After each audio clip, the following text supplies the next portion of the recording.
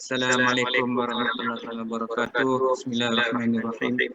Alhamdulillah rabbil alamin wassalatu wassalamu ala asyrafil anbiya'i wal mursalin wa ala alihi wa sahbihi. Allahumma salli wa sallim wa barik ala sayyidina Muhammadin al-fatih lima ughliqa wal khatim lima sabaq wan nasir bil haqq wal hadi ila siratal mustaqim sallallahu alaihi wa ala alihi wa sahbihi wa miqdarihi azim. Amma ba'd. Alhamdulillah. Pertama sekali sebelum kita mulakan majlis pada malam ni, seperti yang sebutkan tadi, saya minta tiap-tiap orang tu kalau boleh sediakan air dan juga garam. Garam sambil-sambil kita belajar, beri salam kepada Rasul sallallahu alaihi Nabi, dan air mudah-mudahan boleh menjadi manfaat untuk kita gunakan untuk sembarang kegunaan di rumah, sama ada anak ke, untuk kita mandi ke, untuk mengubat penyakit yang mungkin agak kita tak tahu apa sakit tu. Jadi eloklah sediakan dulu sebelum kita mulakan majlis. Dan nanti setiap malam yang kita buat siapa yang ada. Kita live ni. Jadi kita live insya-Allah sampai semua. Barakah insya-Allah. Jadi baik. Dan mula kita lihat dulu dalam CD tu, naikkan CD tu, Sata tu. Sebentar. Kita tengok dulu, malam ni ada tambahan sikit saya boleh tambahan sikit. Kita ni belajar lah. Apa-apa kita ingat kita ni sedang belajar. Bila sedang belajar tu, macam-macam lah kesilapan kita buat, kesalahan kita buat. Kita bukan orang pandai jadi kita cuba belajar balik, sebab kaedah-kaedah yang saya cuba perkenalkan ni adalah kaedah sufi, kaedah bagaimana mendekatkan diri kita dengan para oleh salih. Dan insya-Allah malam ni juga kita mudahan dapat bersama dengan Nabi sallallahu alaihi wasallam, Nabi Khidir alaihi salam, para malaikat dan para guru kita, iaitu Sultan Aulia Syekh Muhammad bin Jalil dan juga para oleh salih yang lain. إلى حضرة النبي المصطفى محمد رسول الله صلى الله عليه وسلم. بسم الفاتحة. أعوذ بالله من الشيطان الرجيم. بسم الله الرحمن الرحيم.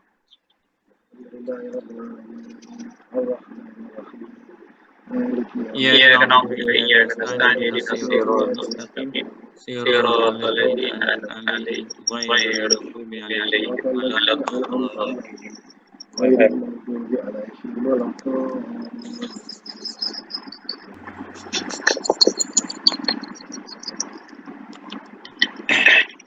Bismillahirrahmanirrahim. Assalamualaikum ya Rasulullah. Assalamualaikum ya Habibullah. Assalamualaikum ya Nur Arshillah. Assalamualaikum ya Rasulullah. Assalamualaikum ya Habibullah. Assalamualaikum ya Nur Arshillah. Assalamualaikum ya Rasulullah. Assalamualaikum ya Habibullah. Assalamualaikum ya Nur Arshillah. Bismillahirrahmanirrahim. Allahumma salli wa sallim wa barik ala sayyidina Muhammadin al-Fatih lima ughliqa wal khatim lima sabaq wan nasir al-haqq bil haqq wal hadi ila siratal mustaqim sallallahu alaihi wa ala alihi wa ashabihi haqqa qadrihi wa miqdarihi azim. Assalamualaikum ya Jibril wa Mikail wa Israfil ya Jibril. Assalamualaikum ya Jibril wa Mikail wa Israfil ya Jibril. Assalamualaikum ya Jibril wa Mikail wa Israfil ya Jibril. Assalamualaikum ya Sayyidina Bulian Ibni Mulukan bin Falil bin Syalil bin Abir bin Arfashid bin Syam bin Khidir alaihi salam. Assalamualaikum ya Sayyidina Bulian Ibni Mulukan bin Falil bin Syalil bin Abir bin Arfashid bin Syam bin Khidir alaihi salam. Assalamualaikum ya Sayyidina Bulian Ibni Mulukan bin Falil bin Syalil bin Abir bin Arfashid bin Syam bin Khidir alaihi salam. Assalamualaikum ya Sayyidi Abdul Qayyam Bulian Al-Qayyam Abdul Qadir Jalani. Assalamualaikum ya Sayyidi Abdul Qayyam Bulian Al-Qayyam Abdul Qadir Jalani. Assalamualaikum ya Sayyidi Abdul Qayyam Abdul Bulian Al-Qayyam Abdul Qadir Jalani. Alhamdulillah. Syukurulillah. Alhamdulillah. Sudah selesai beri salam kepada Rasulullah, salawat, salam kepada Jibril, salam kepada Sayyidina Bulian. Malam ni ada tambahan lagi satu, iaitu kepada Sayyidina Khidir alaihissalam. Nabi Khidir ini disebutkan oleh para ulama bahwasanya barang siapa yang mengetahui akan nama beliau, nama nasabnya, insya-Allah akan masuk syurga. Itu kata sebahagian para ulama. Maka sebab itulah kalau kita tengok balik nasab bagi Nabi Khidir alaihissalam ini bermula dengan Bulian. Bulian tu Sayyidina Bulian tu bapa dia, datuk dia Mulkan, Khalid Ibnu Shalih, Ibnu Abir, Ibnu Arfashad, Ibnu Syam, Ibnu Nuh, sampai ke Nuh. Maknanya keturunan nasab Nabi Khidir alaihissalam sampai ke Nabi Nuh. Dan dikatakan bahawa Nabi Khidir itu masih lagi hidup sampai hari ini. Dan biasanya Nabi Khidir dengan Nabi Ilyas ni 6 bulan Ilyas di laut, 6 bulan Khidir di darat. Jadi berselang-seling, setiap 6 bulan dia akan berpindah. Dan ketika dikatakan Khidir di darat, maka hijau subur ketika di kawasan itu. Itu dikisahkan. Jadi besarlah manfaat dia bagi salam kepada Nabi Allah Khidir alaihissalam, kerana beliau seorang Nabi Allah. Itu secara ringkas. Kemudian seterusnya salam kita kepada mursyid kita, iaitu Sultan Aulia Syekh Muhyiddin Abdul Qadir Jalani. So, alhamdulillah selesai kita beri salam, mudah-mudahan malam ini mendapat barakah, dan kita doakan kepada Allah semoga Allah dapat cepatkan menghilangkan COVID dengan barakah, dengan kita bertawasul dengan para nabi dan dengan para aulia salihin. Okey, baik. Jadi sebelum saya sambungkan lagi sedikit kuliah pada malam ini, elok kita sama-sama menyantap garam. Kita makan garam, dulu sebelum kita mula dengan kuliah seterusnya. Dan kita mulakan dengan jari kanan. Ambil sini dulu garam. Ambil dengan telunjuk. Bismillah. Makan. Ambil makan. Bismillahirrahmanirrahim. Garam. Ambil jari manis. Ambil jari manis pula. Ambil garam. Bismillah. Ambil lagi jari kelingking. Ambil lagi. Bismillah. Dan yang keempat, ambil dengan jari telunjuk. Bismillah. Kemudian niatlah hajat kita. Bismillahirrahmanirrahim. Ambillah air tadi. Tuang dalam cawan. Kalau botol kosong tak ada cawan, nak minum macam mana? Cawan. Bismillahirrahmanirrahim. Minum. Macam mana? Ikut sunnah. Bismillah. 3 kali minum. Ikut saya minum. Dah ada cawan semua orang. Bismillahirrahmanirrahim. Tarik nafas, minum. Alhamdulillah. Alhamdulillah. Habis bismillah, minum alhamdulillah. Lagi sekali. Bismillahirrahmanirrahim. Alhamdulillah. Lagi yang kedua. Yang lagi sekali, kali yang ketiga pula. Bismillahirrahmanirrahim. Alhamdulillah. Baik, alhamdulillah, berkata secara ulama Syekh Sya'rawi, barang siapa yang mengikutkan tariq akan jalan Nabi sallallahu alaihi wasallam, iaitu dengan cara meminum yang tadi dengan 3 kali minum dan disudahi dengan alhamdulillah, maka selagi air itu berada di dalam tubuh badan kamu, maka selama itulah tidak akan datang lintasan niat dalam hati untuk melakukan maksiat walaupun sebesar zarah. Itu cara minum dia. Maknanya selagi air itu berada dalam tubuh badan kita dengan kaedah minum tadi itu, maka selama itulah tidak ada lintasan niat dalam hati terlintas sedikit pun walaupun sebesar zarah untuk membuat maksiat. Maksiat ni banyaklah, mengumpat orang, mengantau orang, dengar, tengok TV, dengar radio, macamlah benda-benda maksiat yang lara, yang tidak mendatangkan pahala di sisi Allah. Jadi kita minum macam tu. Jangan minum diri. Minum ikut sunnah. Orang minum diri selalu kena apa? Kena gastrik. Kena kerosakan ginjal. Kerosakan prostat, minum berdiri ni. So minum, duduk elok-elok. Baik, Alhamdulillah. So malam ni kita sambung tentang kuliah. Saya nak kisahkan malam ni bagaimana kisah berebutnya malaikat dan syaitan terhadap kita manusia. Bagaimana syaitan dan malaikat berebut-rebut. Jadi Alhamdulillah saya rasa ada kawan sahabat kita daripada Medan pada Syukri. Apa khabar Syukri? Pak Syukri daripada Medan. Orang Indonesia pun ada malam ni. Jadi online satu dunia boleh beli. Dengar Syukri ya? Alhamdulillah tu dah jawab dah. Apa khabar orang di sana di Medan? Dengar katanya di Aceh tak ada Covid. Orang Aceh telefon saya semalam. Di Aceh semayang biasa. Rapat-rapat saf, bekerja macam biasa, tak ada Covid di Aceh. Alhamdulillah. Okey, kita sambung lagi. Setiap orang manusia itu ada korinnya, kiri dan kanan. Iblis dan malaikat. Perkara yang kita nak tahu malam ini,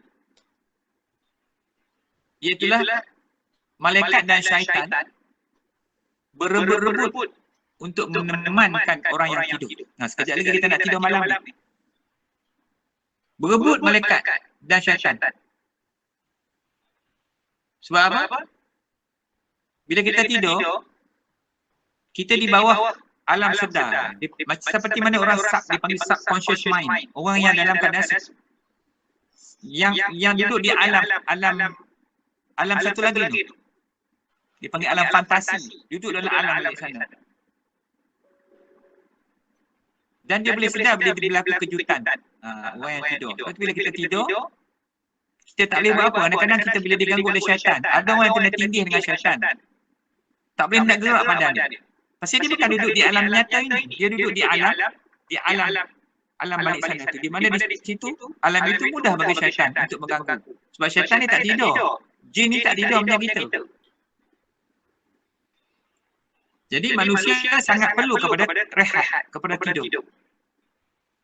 Jadi apabila manusia tidur, maka syaitan akan mengintai manusia itu tidur. Sebab tu kadang-kadang bila sampai bangun subuh, kita tak sedar, tak khabar diri. Sebabkan orang yang tak bangun subuh tu diselimut oleh selimut daripada kulit babi oleh syaitan. Kulit buatan khinzir. Oleh syaitan diselimut sehingga orang tu tidak akan sedar. Lagi pagi lagi dia mimpi. Lagi pagi lagi dia mimpi. Sebab dia duduk di alam jin. Maka dia dibuat oleh syaitan-syaitan ini. Kenapa syaitan berebut-rebut untuk menemani manusia ketika tidur? Kerana mereka nakkan manusia ini menemani mereka sebagai teman mereka, sebagai kawan mereka ke dalam neraka. Dia nak tu. Dia nak layan manusia tu supaya ikut dia. Kadang-kadang sebab tu petunjuk daripada dalam mimpi bukan semua boleh pakai. Orang nak pakai mimpi, nak tengok mimpi itu benar atau tidak. Dia nak tidur kena ada wuduk. Solat 2 rakaat dulu sekurangnya. Atau kalau tak solat pun berwuduk dulu. Sebelum tidur baca sekurang-kurangnya 50 ayat. 50 ayat. Kalau qul huwallahu tu mungkin 4, mungkin 10 kali, mungkin 12 kali, 16 kali baca. Baru kita tidur. Dalam mengucap 2 kalimah syahadat. Baca doa nak sebelum tidur. Mengiring ke atas lambung kanan. Tidur. Baru boleh dikira kalau dia bermimpi, sekiranya dia bermimpi, maka mimpi itu baru boleh ditimbang-timbangkan. Tengok boleh tak boleh terima mimpi itu. Kalau mimpi ni biasanya dia akan ingat mimpi itu sama ada mimpi baik ataupun mimpi buruk. Seperti yang mimpi baik, orang yang bermimpi berjumpa dengan Nabi SAW.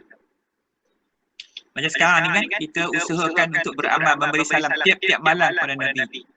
Mudah-mudahan salah satu malam kita dah bertemu dengan Rasulullah SAW. Sebab kata Nabi, barang siapa yang bermimpi bertemu dengan aku di dalam mimpi dia, maka itulah aku.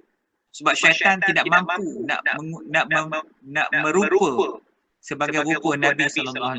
Kerana kalau sekiranya syaitan berupa, dia kata diri itu Muhammad, maka dia akan terbakar oleh api. Jadi sebab tu kalau kita nakkan dekatkan kita dengan Nabi. Orang yang kata Nabi berjumpa dengan aku di dunia, maka dia akan berjumpa dengan aku di akhirat. Maka sebab itulah kita berusaha macam ni. Memanglah tak ramai peminat. Kalau kita tengok 15 orang yang masuk nak untuk kuliah ni. Yang lain tak nak, tak sanggup. Dia orang tak sanggup nak tunggu. Tapi kalau ada hiburan dalam TV, 2 jam pun sanggup tunggu. Pasal seronok kan. Kita tak payahlah ikut orang ramai-ramai itu. Sebab tu Tuhan kata kalau kamu ikut orang kebanyakan tu maka sesatlah kamu. Tak boleh ikut orang ramai-ramai ni. Kita kena ikut apa yang baik bagi kita. Sebab kita sekarang ni sedang dalam perebutan antara malaikat dengan syaitan. Itu yang saya nak cerita malam ini. Macam mana kita direbut oleh syaitan dan malaikat. Baik, kenapa syaitan rebut kita, manusia? Sebab dia nak kita jadi teman dia. Kenapa mereka sudah berjanji depan Tuhan dulu? Bila Allah laknat Azazil, maka Azazil dia minta ke Tuhan nak sesatkan cucu Adam. Atas janji dia tunai Iblis ni janji dia. Iblis tak pernah tak tunai janji. Dia akan tunai janji dia. Sebab dia kata dia akan sesatkan anak cucu Adam. Tapi Allah kata kamu tak boleh sesat hamba-hamba yang bertakwa kepada. Maka berlaku peperangan di situ. Maka bermula daripada saat itu, maka Iblis akan sentiasa mencari ruang dan peluang untuk menyesatkan anak-anak cucu Adam. Baik. Jadi apabila manusia tertidur, manusia sangat lemah. Kita nak tidur kan kita lemah. Letih ya amat-amat. Letih tak larat sangat-sangat. Maka kita pun tidur. Kadang-kadang kita letih. Kadang-kadang tak sampai pun kita baca doa. Kita terus tidur. Maka dalam keadaan lemah inilah yang menjadi kesempatan kepada bangsa jin dan syaitan untuk mengganggu manusia. Bila kita lemah tak larat sangat, kita betul tidur. Ini peluang diambil oleh syaitan. Sebab tu para ulama, mereka tidur sekejap. Dia banyak beramal, bangun untuk berzikir sampai pagi. Imam Asy-Syafi'i, Imam Abu Hanifah, tengok bagaimana mereka beramal. Imam Syafi'i wudu Isya, solat subuh. Wudu Isya, solat subuh. Tak tidur begitu juga dengan Syekh Abdul Qadir Jalani. Wudu Isya, solat subuh. Bayangkan bagaimana mereka itu punya jadi orang soleh. Pasal itu susah bagi syaitan nak sesatkan orang yang soleh. Baik. Kemudian ada sebuah hadis yang diriwayatkan dari Jabir bin Abdullah.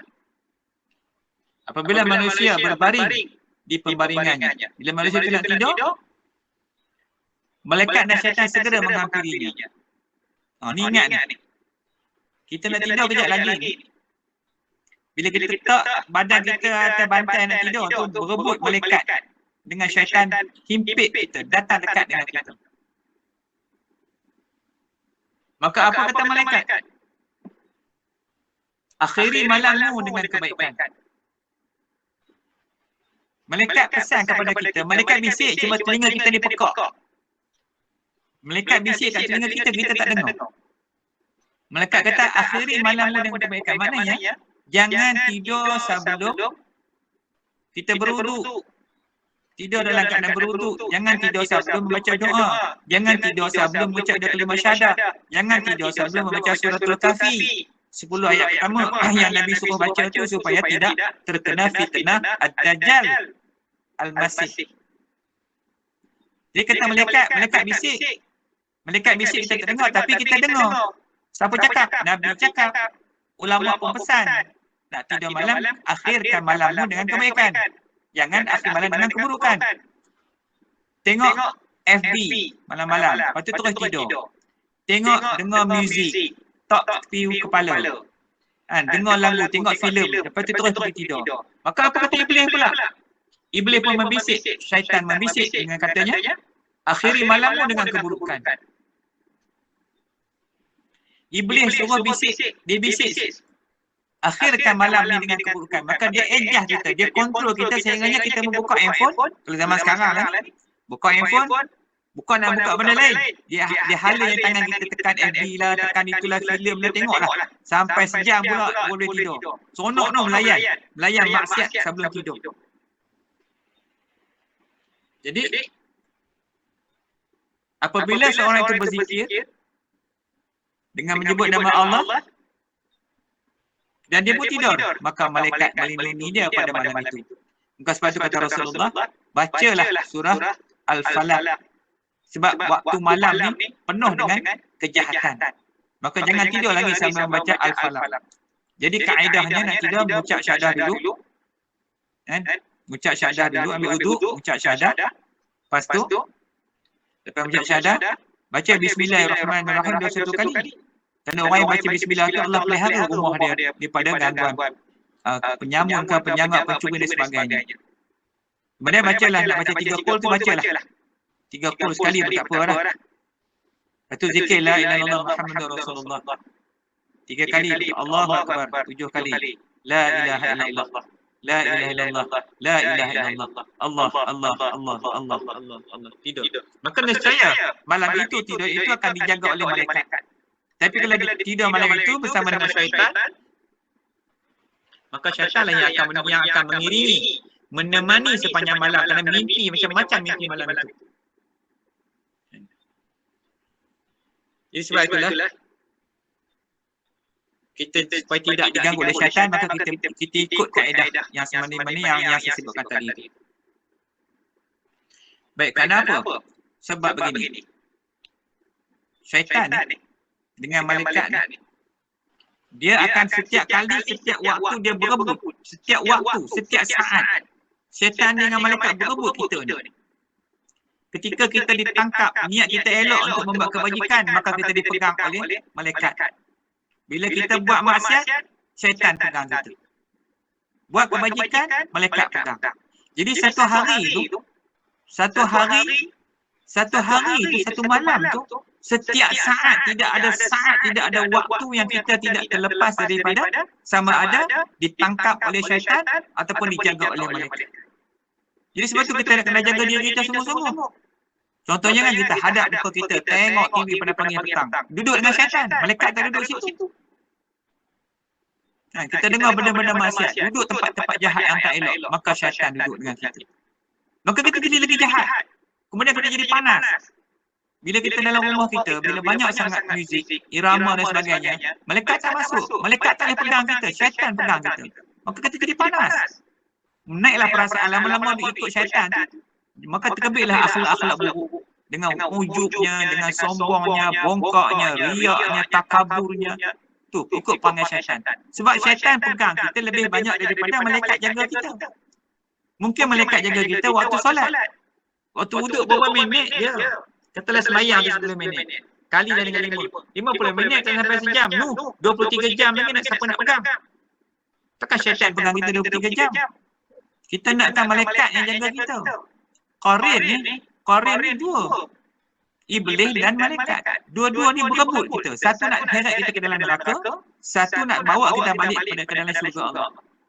Allah letak dua-dua. Sebab tu kita kena faham.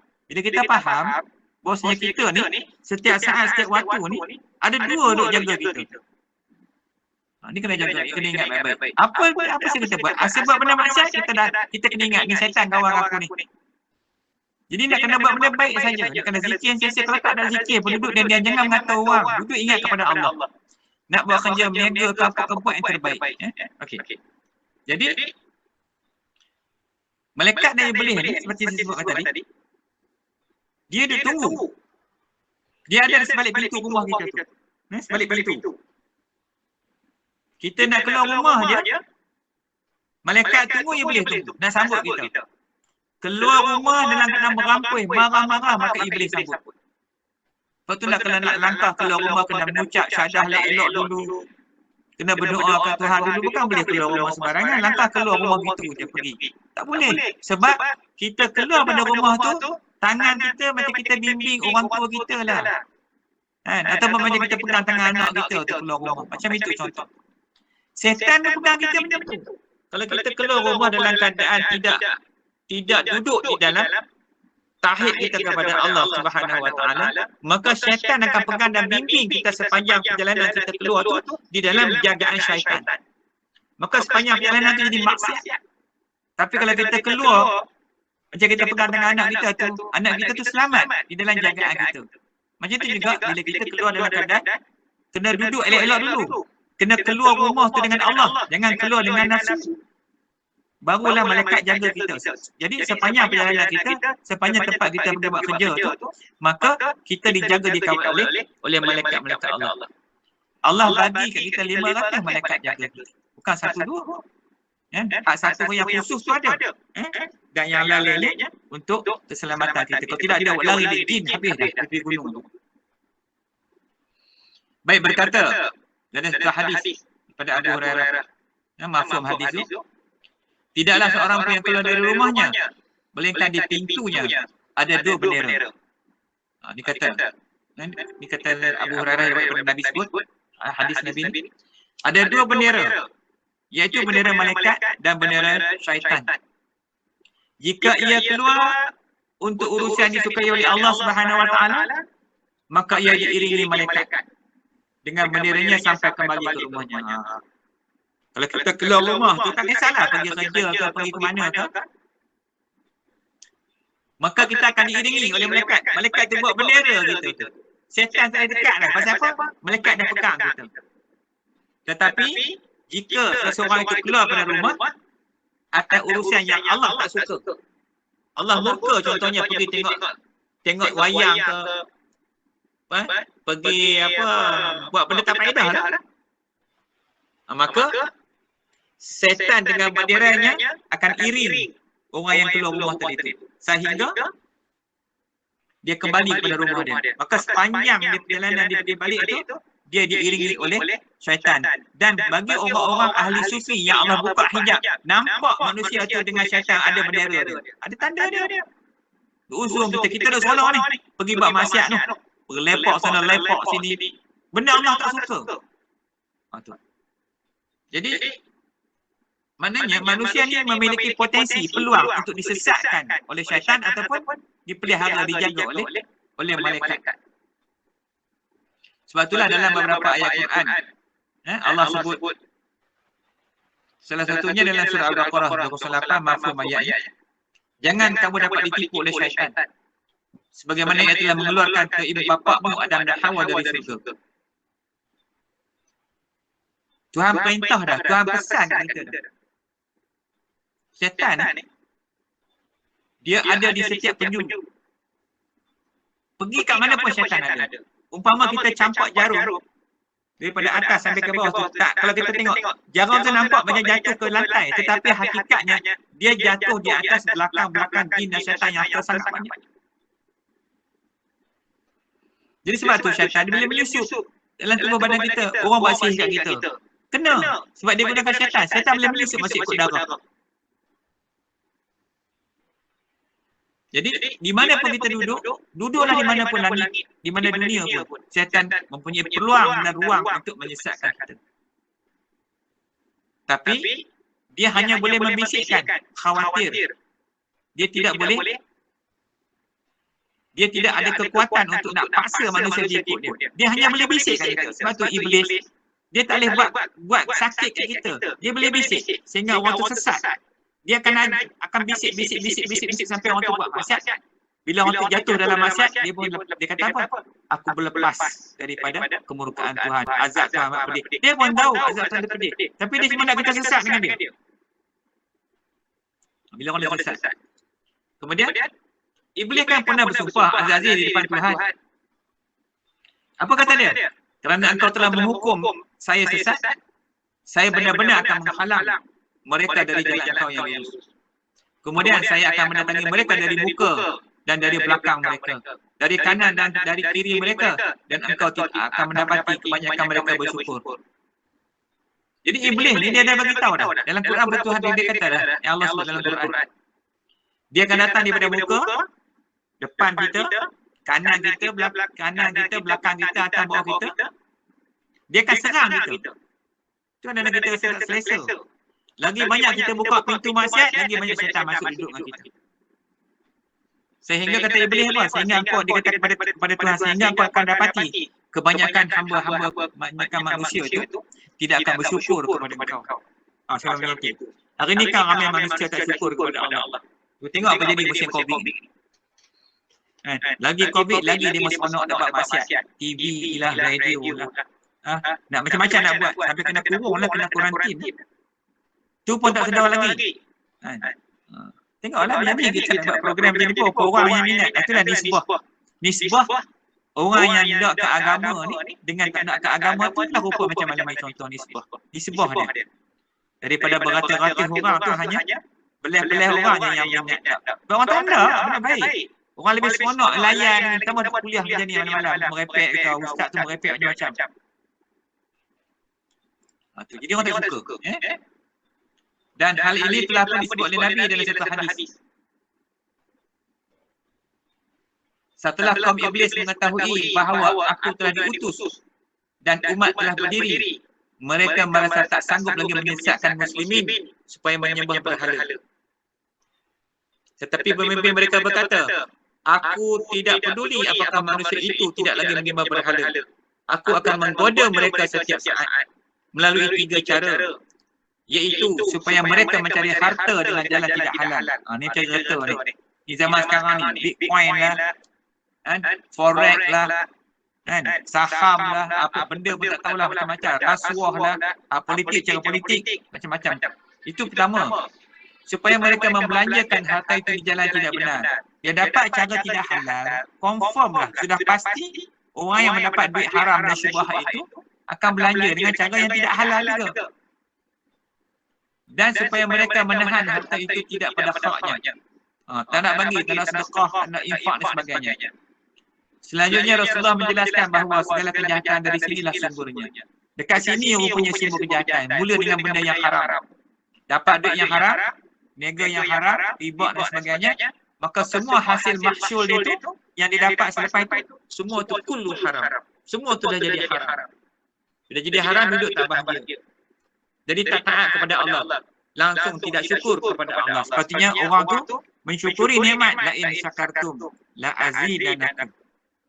Kalau kamu syukur nikmat, aku tambah lagi kata Allah. Wa la in kafartum inna azabi lasyadid. Oleh kerana kamu tidak syukur. Bila kamu tidak syukur kepada, bila kamu kufur, maka azabku kata Allah amatlah pedih. Ini salah satu azab Allah hantar COVID kat kita. Bila turun bala ni, tak kira kau orang saleh ke kau orang warak ke apa, semua kena. Sebab itulah ketika belum datang wabak, kita minta berlindung. Ya Allah, lindungilah kami dari segala balak dan musibah. Tapi bila balak musibah dah datang, dah sampai kepada kita, tak boleh minta berlindung lagi. Tak boleh minta tolak lah. Tak boleh tolak bala. Kena minta berlindung. Dulu boleh dah tolak. Kita tolak bala tu jangan datang. Dah datang balik dah macam mana sekarang ni? Hari-hari mati. Ribu mati hari-hari. Tak tahu kat mana net COVID kita pun tak tahu. Dan maka kita kena minta berlindung daripada Allah. Supaya tak terkena akan kita. Maka salah satu cara yang kita buat, KKM pun suruh elok dah. KKM dah pesan dah. KKM suruh buat apa tadi? KKM kata okey, pakai apa ni, basuh tangan, cuci tangan, penjarakan sosial, pakai face mask, kuarantin kat rumah, jangan duduk tempat awam. Itu betul dah. Itu secara fizikalnya. Manakala spiritualnya bagaimana? Spiritualnya ialah kembali kepada as-sunnah, kembali kepada Al-Quran dan as-sunnah. Balik, kita kena balik kepada Allah dan Rasul. Balik kepada agama kita. Itu perintah. Kita kena ikut jalan agama. Macam mana? Kita mengaji. Malam-malam pada kita melayan MP, nak melayan bisnes, sudahlah bang, yuk siang-siang niaga. Malam kita pun nak meniaga lagi. Malam ni tadi dah sebut dah, syaitan dia tunggu kita ya malam-malam ni. Malam ni syaitan, jin ni jahat. Malam-malam ni tempat dia hidup. Jin, waktu siang dia tidur. Waktu malam kita tidur dia jaga. Ni waktu dia jaga ni, malam-malam sebab tu sihir, kejahatan banyak berlaku pada waktu malam. Kau tengok apa Allah sebut dalam surah Al-Falaq. Okey, so jadi kita balik, kita berhimpun malam-malam walaupun kita tak boleh pergi duduk sekali jemaah. Jalan ni pun jemaah juga. Ini pun teknologi pun daripada Tuhan juga. Tuhan bagi, okey, kalau tak boleh berjemaah macam ni, Allah jadikan pula manusia ciptakan Google Meet dan sebagainya. So, kita boleh online malam ni. Dan kita boleh sama-sama malam ni, kita boleh mendengar balik kuliah-kuliah nak melepaskan kita daripada kejahatan-kejahatan. Jadi itulah ya, untuk yang malam ni saya rasa cukuplah tu. Kalau kita nak selesaikan, nak selamatkan diri kita, maka kita ikutlah peraturan-peraturan yang mana kita dah belajar. Ambil wudu, ambil wudu kita dah tunjuk, video pun dah ada bagi cara macam mana istinsyak dengan istinsar, Ambil elok-elok nak masa sedut air tu, kan? Sedut air tu kita kena niat. Dia COVID ni virus ke apa saja, dia hanya mati bila dia tak suka air. COVID ni sebenarnya dia tak suka air. Jadi ambil sedut elok-elok, angkat kepala sikit. Angkat kepala, air tu akan masuk. Kalau kita sedut daripada bawah, nak lepas kepada hidung, pada ni rongga tekak ni memang boleh rebah. So, jadi ambil masa sedut sikit, angkat kepala, air tu akan masuk ke bahagian rongga belakang ni, belakang rongga. Dia akan keluar belakang rongga, dia akan keluar ikut kehak, ikut bawah, ikut kerongkong. So kita kita buang. Dia akan keluar semua kotor. Sebab tu orang yang istinsyak, insya-Allah takkan kena residus. Takkan kena penyakit residus. Okey, lepas tu itu salah satu lagi cara agama. Setiap kali wuduk, maka kena wuduk selalu. Lepas ni kena latih berwuduk. Sebab Nabi ni tak jatuh wuduk. Sentiasa Nabi akan di dalam keadaan berwuduk. So kita kena didik diri kita ikut Rasulullah. Bila kita sentiasa dalam keadaan berwuduk, maknanya kita dah ikhtiar perang dengan syaitan. Hei syaitan, iblis, aku tak nak ikutmu. Sebab kita berwuduk. Sebab tu perintah dalam Quran, apabila keluar berwuduklah kamu apabila kamu keluar daripada tandas. Jangan keluar tandas tak berwuduk. Jadi kita istighfar perang dengan dia. Mana kita jaga, kita ikut sunnah. Supaya kita sentiasa diiringi oleh malaikat-malaikat Allah. Malaikat rahmat. Perselamat kita. Ingat banyak apa kita bincang pada malam ni. Cara kita nak menjaga, nak selamatkan diri kita daripada gangguan syaitan. Setiap saat, kena ingat, tiap saat, tidak ada saat yang tidak syaitan tak ganggu kita. Jadi, berebut syaitan dengan malaikat. Sebab tu ketika seorang tu mati, Allah akan nilai, tengok berapa tapak dia ke arah kebaikan.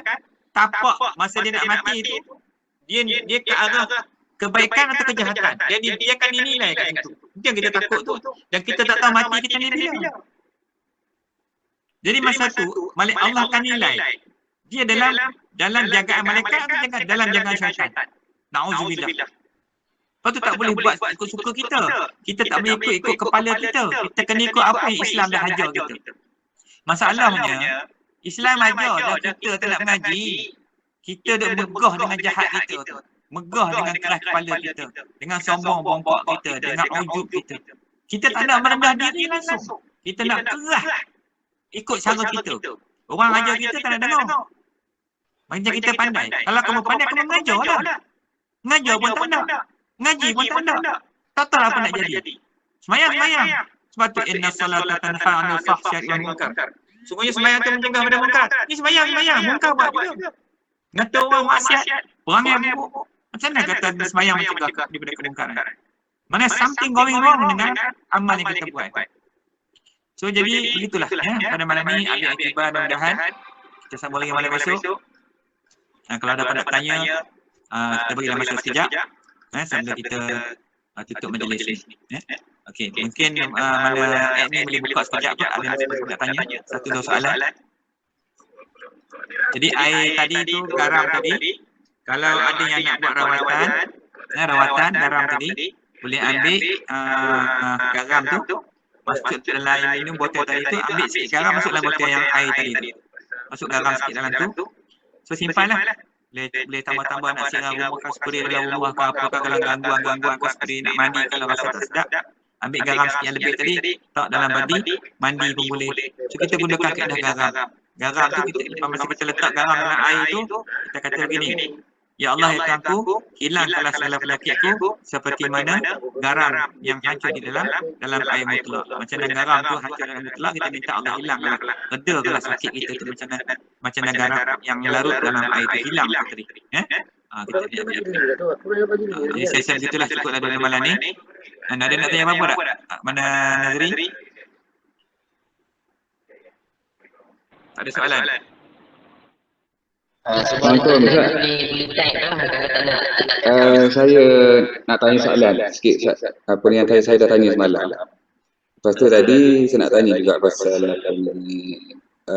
apa ni? Pasal garam air tadi dah Ustaz bagi tahu. Tak jadi nak tanyalah pasal tu. Kalau bagi tahu siap senang. Ya. Apa ni semalam. Terima kasih sebelum tu terima kasih kat Ustaz lah atas perkongsian malam ni. Apa ni semalam bila saya tanya pasal berkaitan dengan Syekh Abdul Qadir tu, saya ada cara juga, tapi saya ada tengok cari-cari antaranya kitab Sirul Asrar dengan Fathul Ghaib, Ghaibiyat. dengan beberapa yang lain, dijakin diharamkan dari segi rujukan buku tu. So, dari sudut mana boleh kita nak dapat kepastian benda tu boleh dijadikan rujukan? Macam ni, dia terus kata kita Sirul Asrar, kita Ahya Al-Madin tu pun dia orang dah haram dah. Kita Hikam tu pun dia dah haram dah. Kita haram kitab ni dah lama dah. Ulama-ulama yang warak-warak yang hebat-hebat semua duk mengaji kitab tu, yang tulis kitab tu contohnya kitab Hikam. Kitab Hikam pun kena haram dah. Dulu masa saya sekejap dengan Jabatan Agama Islam pun macam tu juga, macam kita tengok dah keluar statement. Sedangkan kita mengaji dulu kitab tu di pondok.